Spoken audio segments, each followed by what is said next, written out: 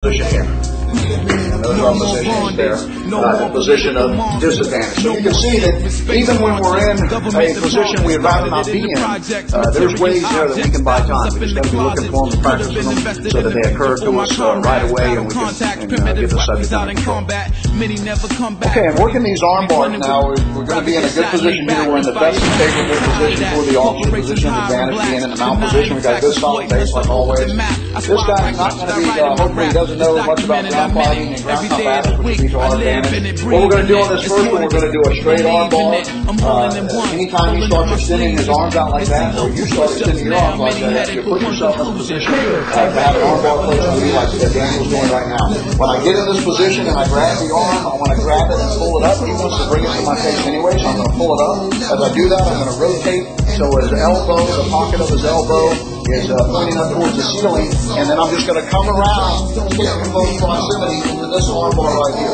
Notice that in this arm bar here, I've got about 8 inches now that I can will tell you, Dr. Deutsch, as a former Los Angeles police narcotics detective, that the agency has dealt drugs throughout this country for a long time. Or better yet, I'm going to get compliance real quick, because there's a tremendous amount of pain generated here on the elbow and the shoulder, and if he doesn't comply, I've got about 8 inches now that I can pull down, plus I can raise my hips about 8 inches. That elbow's going to snap. So he's going to comply for me simply by being in this particular arm bar here. So this is a good straight arm bar for you. Some other arm bars we can perfect here, and we can work that either side, left or right.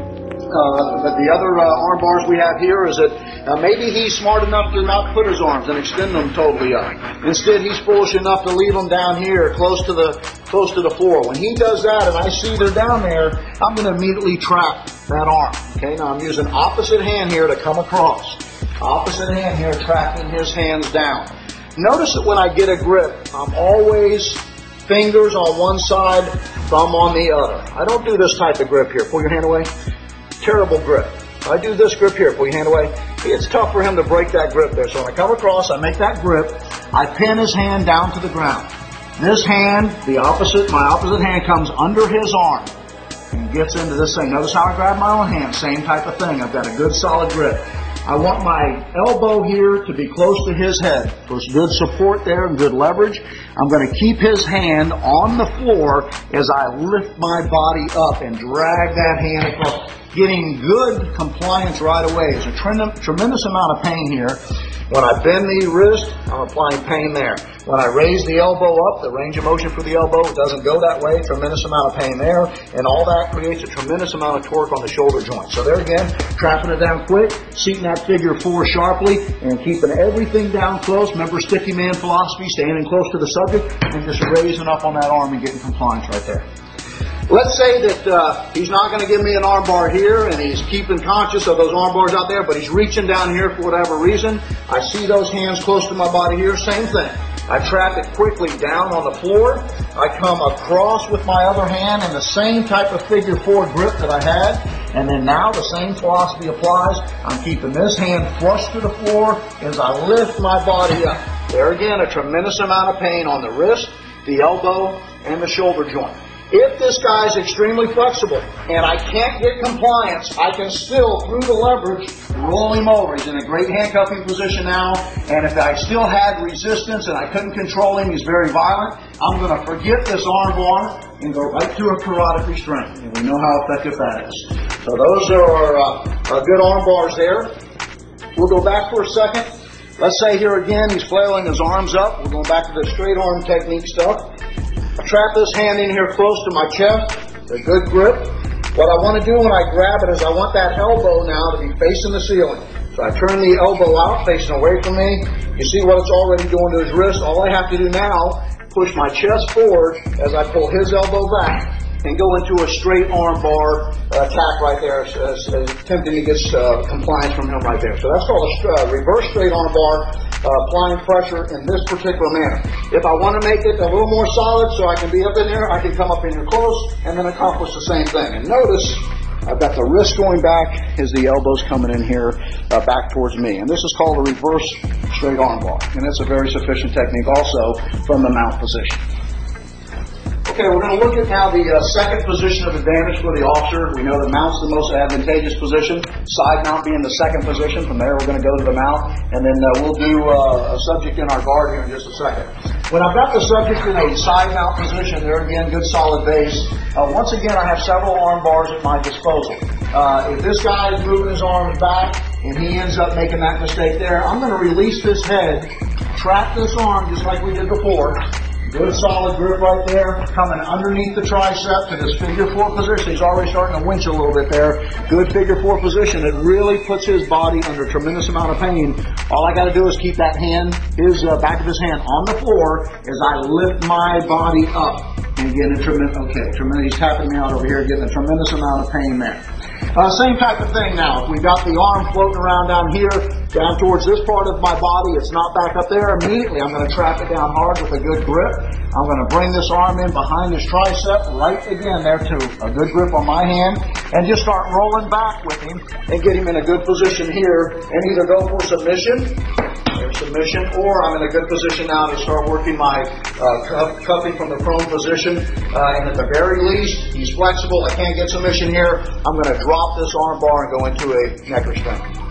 And then lastly, from the side mount position, this guy has a habit of reaching across your back, whatever he's attempting to do there. Let him reach. The more he reaches, the better. What I'm going to do then is I'm going to come up. I'm going to trap his head with my knee right here against his head. Going with the arm bar, reverse straight arm bar here. Using my head here to trap his arm, his wrist against my neck. I'm pinching him right there with my head.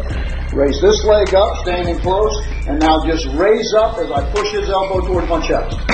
And going for compliance right there. There again, you see the subject's also starting to give me his back. You know, anytime he gives me his back, he's in trouble because he's opened himself up for neck restraint. So this is a good reverse arm bar there. I'm in a third advantageous position here. I have the subject in my guard.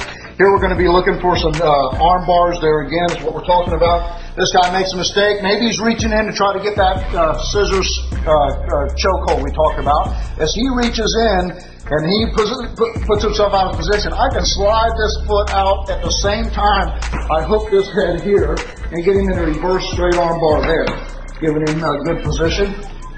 The other thing I can do is he's going to attempt to resist that perhaps by raising up to get out of the way. When he raises back this out of the way, I'll hook here and take him back the other side into that same straight arm bar we had before, allow me to get submission that way.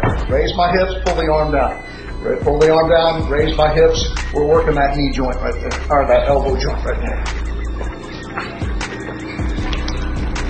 Okay, the other thing I can do when he's in my guard, there again, remember when he's in your guard, you kind of help control the distancing where you want him. I can trap this arm here again with a good tight grip, come over the top of the tricep, grab my arm again, we're back to that figure four lock now, and immediately shift my hips out and start reversing this position right here. Puts a tremendous amount of strain now on his wrist, his elbow, and his shoulder. And all I got to do is continue to work my body out and get compliance right there is what I'm looking for. And then another thing we have here from the arm bar, if he's leaning back, he's giving us a straight arm, we'll do a reverse straight arm bar. There again, what I can do here is I can trap the arm, start pushing in this direction here, and working the arm in this way here, eventually riding up to my forearm in this position here. So working the wrist and the straight arm bar, starting to change position here on him. He's in a bad position now. As he starts to counter and come up, then I'm going to move from this position into our neck restraint, or neck crank if that's what your policy says you have to use. We're in the worst position you can be in right here we talked about before. That's being in the subject's mount, but we're not finished. We're never going to be in a position where we can't buy some time. When we're in this position here, there again, if I can make a grab tightly on his hand, regardless of which hand it is, I can seat that figure four grip. There again, just coming in here and grabbing his arm. Tremendous amount of pressure now as I push up with this hand here that's grabbing